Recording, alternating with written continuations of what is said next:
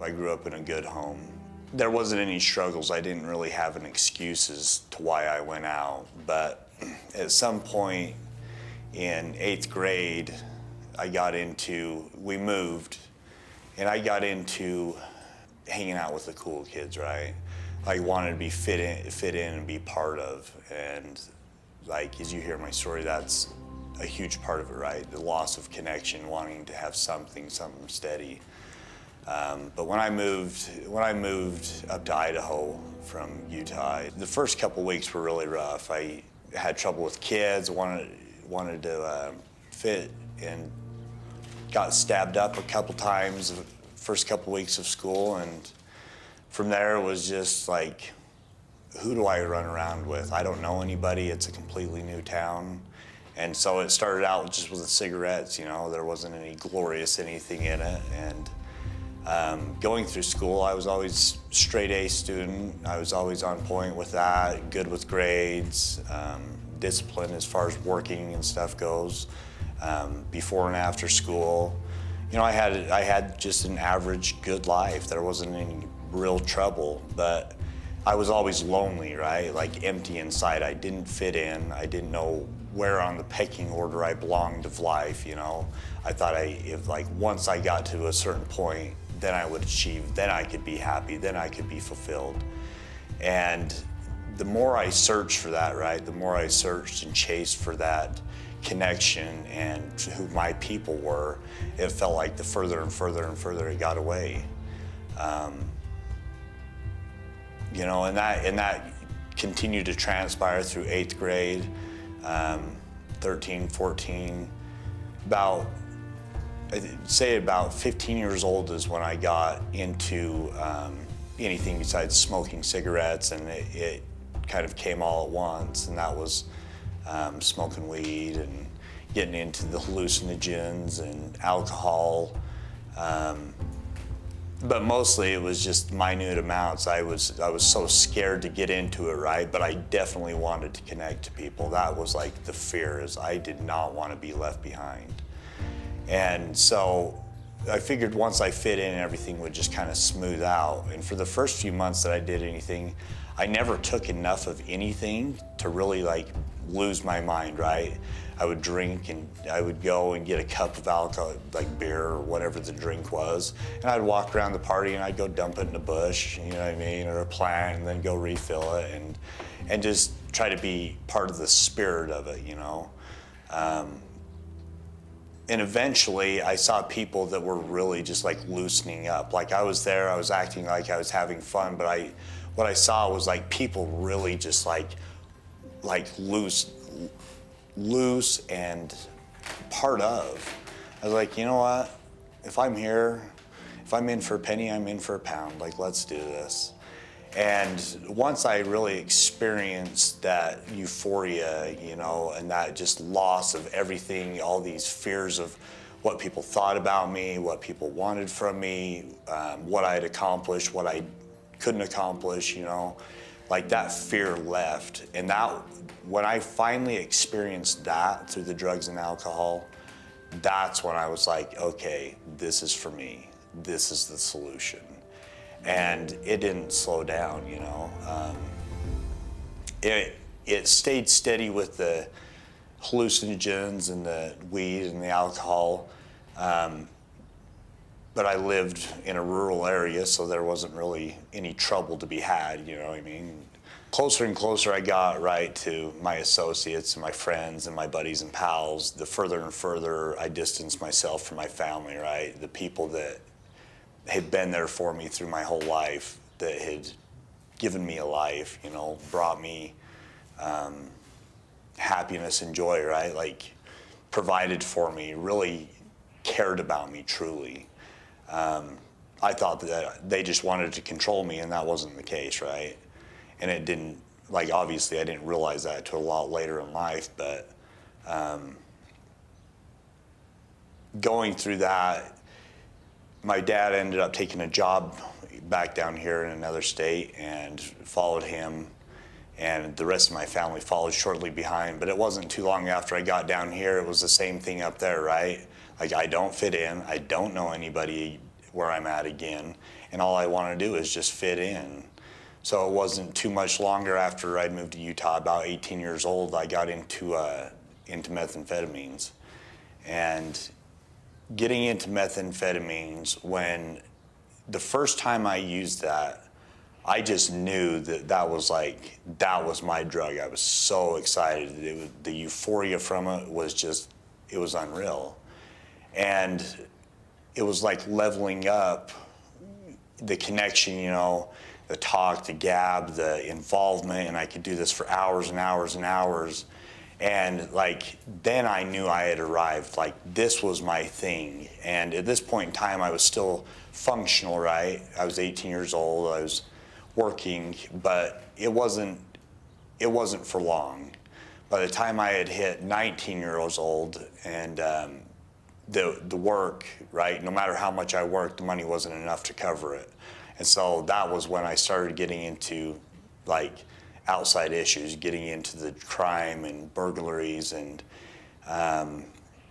I quickly got into hanging out with, you know, gang members. Although I've never been a gang member, that's who I ran around with. I ran around with just people that were out doing crime, doing what they needed to survive. It didn't matter. And in a year's period of time, looking back on it, like I lost everything. I lost every bit of self-respect. I lost every bit of pride. I would sell out to anybody to get what I needed, right? That connection, that feeling, that euphoria, that was all that mattered.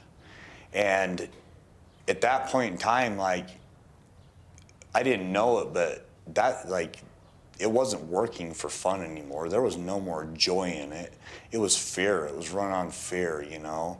False sense of pride, like the respect, you know, that you think that you have in the game out there, people love and respect, like I'm not a snitch, I'm not a rat, you know, that type of thing. And I just thought if I kept my head down, like I would achieve like a member of, I would be something, I would have a name in the game. And so then I started chasing that, and by the time, it was right around, I think it was right after I turned 19, I ended up locked up, sober, and it was the first time I'd ever went to jail high. It was the first time I'd ever come down. And I didn't even realize the gravity of it, but when I finally came to in that jail cell, in that cold jail cell with nothing but a roll of toilet paper to lay my head on, they woke me up and told me I was facing 3 5-to-life prison terms. And I still didn't understand, right? Like, you go to jail, like people go to jail, people bail out. I didn't really understand the gravity of it. But as they took me back with the rest of the inmates, that was when, talking to them, I realized like I am in a world of trouble. Like I have caused some hurt. I really messed things up. And then it was, you know, straight back to the family. Like, I love you. I don't know what I did. What took me down this path, you know? It was the blame. It was, you guys did this. If you would have loved me more, if you would have let me have more, you know, blah, blah, blah. The list is long. And I could have gone on for days, and I did for years, blaming other people for my problems, right? I had no idea that Chris Bushman was the problem, right? I thought everybody else was. I thought the parents not getting me what I wanted, helping me direct me to college, help direct me to the military, you know, help me be successful, right? I was a little kid, and I remained that way for a long time. Like, I don't have any accountability. If you would have done this, then I would have been successful. And so that was when I realized that I could turn on the tears, and that mom and dad would shell out money, and we would make it with good lawyers. And that time I ended up doing it. I did about 18 months that time in jail. And when I got out, you would think that a young kid that had the world waiting for him when he got out, a vehicle, a job, the whole 9 yards, would make it, right? Like, at least start some direction. Oh, he'll pull out. He's not too far gone. I think I made it 2 months out of jail before all that stuff, all that crap that I talked, that while I was in there that I believed with all my heart, and so did every single person that was in there with me believed. And my family out here believed, like, yeah, he's done. That was it. That was his slip up, and he's on to the next. And yeah, it wasn't, I was immediately back out. And when they talk about, like, you go back out, when you go back out, you start right where you left off. Looking at every single time I've gotten out of jail, looking at every single time I've gotten out of prison, every time I've been clean and relapsed, no matter what, whether it was coming out of there or just being out here and starting down that track again, I have started off exactly where I was at, because if a little bit's good, a ton is better, right? And I'm not going to go to work for a week or 2 weeks and get a paycheck to get as high as I want, right? To find that, to get lost, right? To feel that feeling. Like, I'm going to go out and get it now, right? Me and more. Right now is the only option, and that's what I was going to do. And so that's exactly what happened. And I got into strings of robberies, strings of high-speed chases at 19, 20 years old. Being in cars, being in the back of cars as they got shot up. You know, that was part of the experience. And how I've never been hit, I don't know. As many things as I've lived through, I don't know. Like, something out there has my back. But at this point in time, I didn't realize that. So growing up further, the story goes on, I had kids. I was a young kid. I had kids. I didn't know anything about being a father. I had no idea how to take care of them, and they ended up getting taken. Continuing forward a few years, I ended up getting married, thinking that getting married, right? Like, I haven't tried that in my life. Like, let's do that, and that'll get me sober. I've got something to look forward to. That doesn't work either. All I did is cause more wreckage. I had 2 kids in that marriage, and I still was not okay with Chris, right?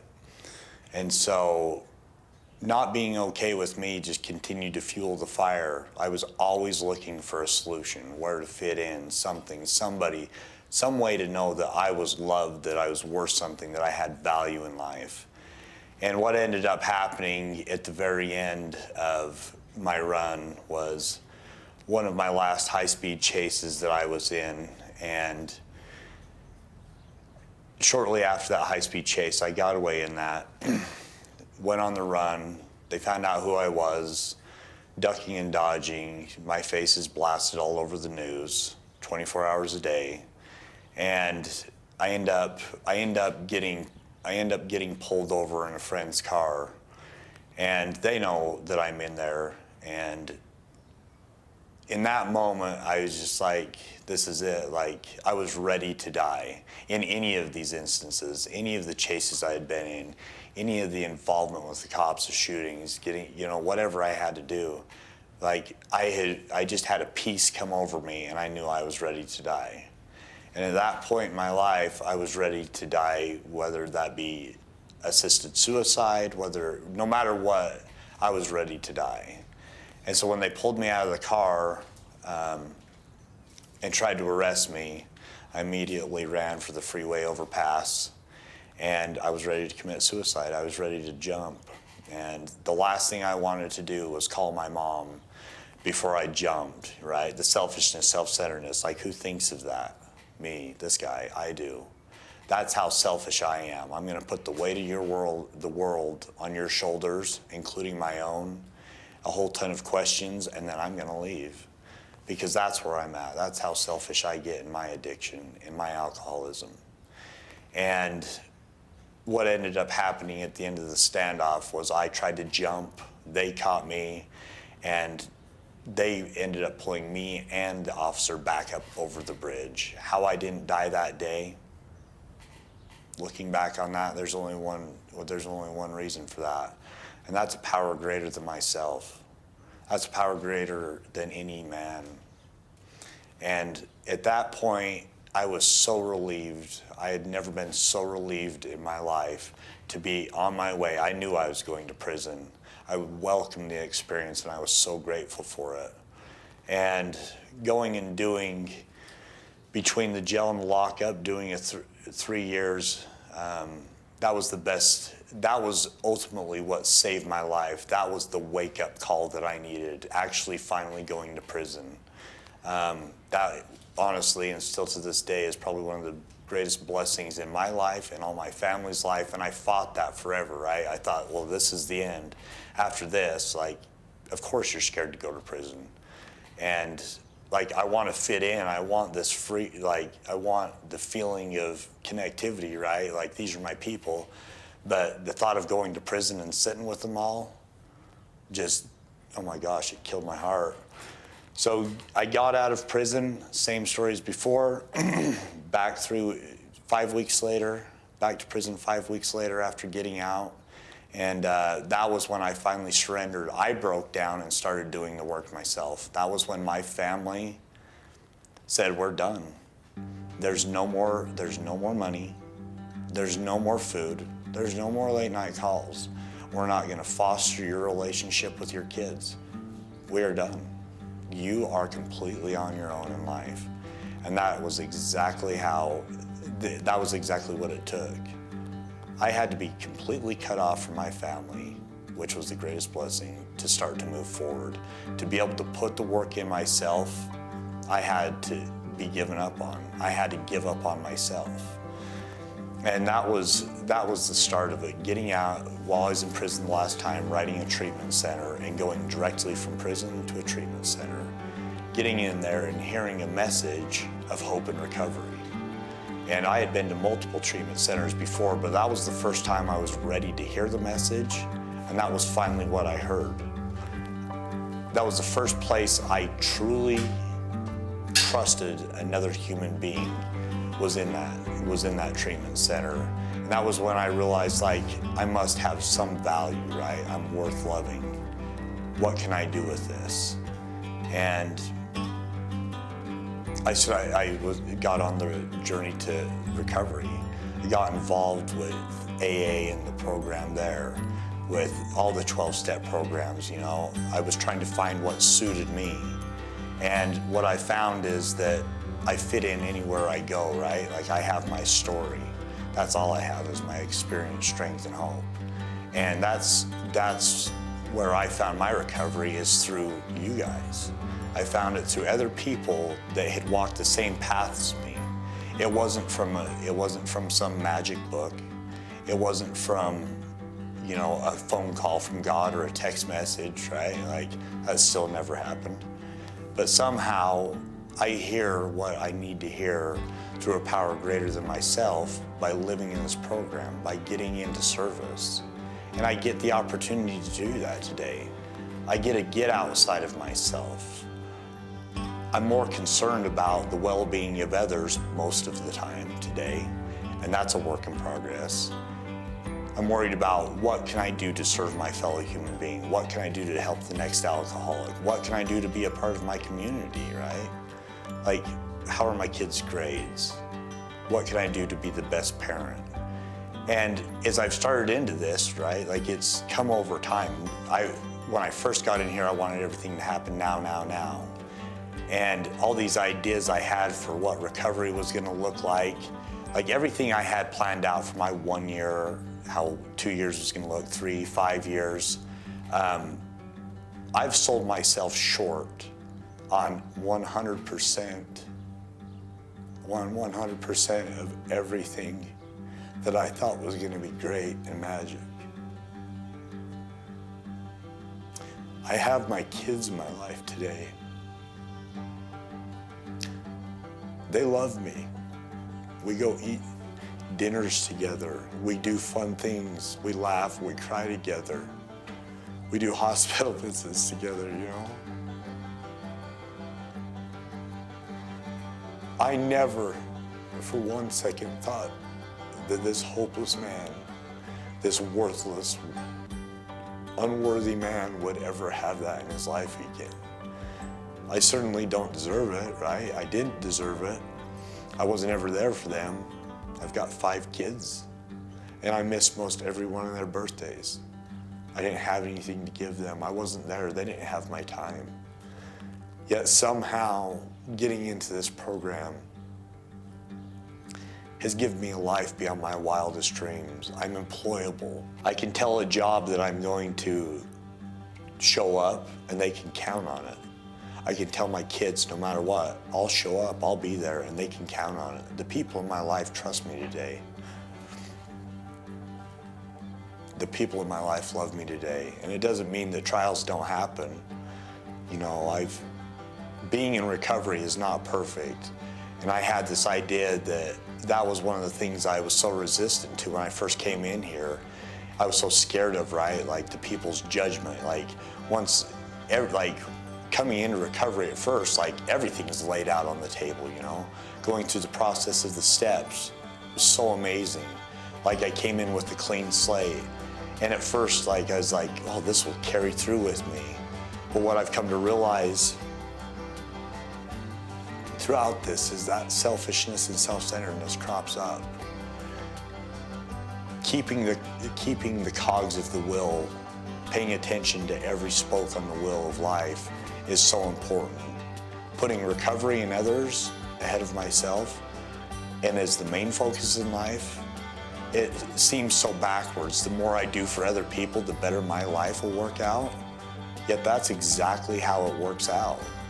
No matter what, as long as I'm out serving the next addict or alcoholic, my life gets better and better.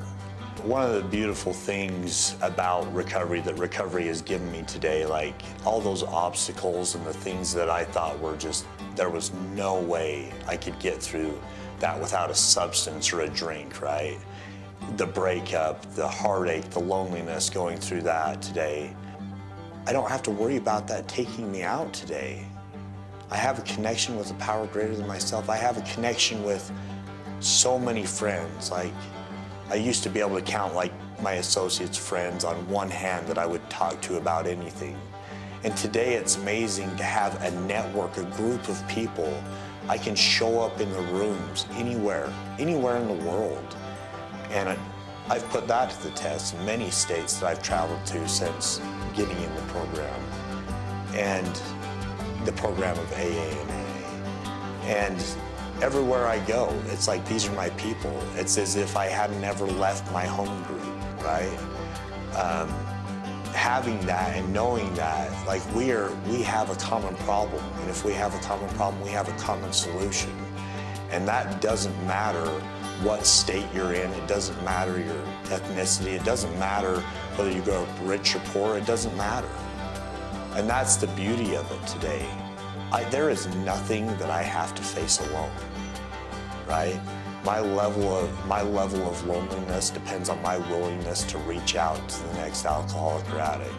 And realizing too today that it's not just about me helping other people and being graceful about that, like learning how to receive the service of my fellows in this program with grace, right? Having some humility to say like, hey, I'm struggling today. I'm going through a lot. Like I just want a ball today, like that's all right. Because I do that. To be able to have that connection today, to know that no matter what happens, I don't have to go out and drink or drug to fit in, to feel worthy, or to lose myself. Like, I don't have to find any of that. What happens is I just get to go through life. I have a pretty outstanding life. June 4th of 2017 is my sobriety day. And in that almost 4.5 years, like getting to know my kids. I've got 18-year-old twins. I've got a 19-year-old daughter. I've got an 11-year-old daughter. I have an 8-year-old boy. I have a 3-year-old son. And watching them grow up, like seeing what their personalities are, like my daughter, when I first got sober this last time, like she didn't want anything to do with me, right? She's in high school, she's starting to date, and I'm hearing other men talk about like, oh yeah, my daughter and she's doing this. I'm like, I have no idea. But being there, like, getting to show up for her, right? Continuing to go back. It didn't happen overnight, my relationship with her again. But her and I talk almost every single morning. Hey, Dad, I love you. Hey, sweetheart, I love you.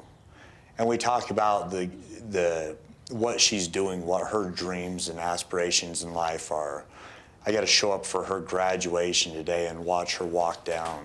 Watching her with her, trying to figure out what she wants to do as far as career-wise and the excitement she has and just like discovering life. I'm like, I never thought that I could have joy off somebody else's emotion, right? I thought that I was just, the empathy was void. But me and her, like, we'll go out on dinner dates. I can't tell you how many times she calls me at obscure hours. The hours that your parents used to tell you, like, oh my gosh, 10 o'clock, like nothing good ever happens after 10 o'clock. But 12 o'clock, 1 o'clock in the morning, some weekends, she's calling me and we're going out for coffee, Then we're gonna go laugh at some ridiculous TV shows, and we just get to talk, right?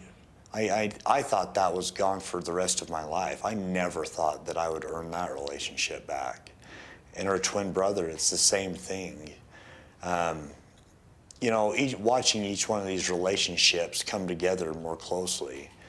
And my other kids, like, showing up to their elementary stuff, their first day school pictures, I'm the nerdy dad, the embarrassing dad that stands back there behind the camera and waves at him.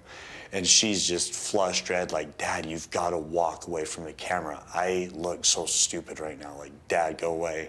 Like, I love you. Like, those just nerdy things, all those things that I used to look down on, being too hard for the yard, you know what I mean? Like this seasoned criminal, like, whatever I thought I was, like, I'm soft now, Like, I fine laughing and crying. I'm fine letting that go today.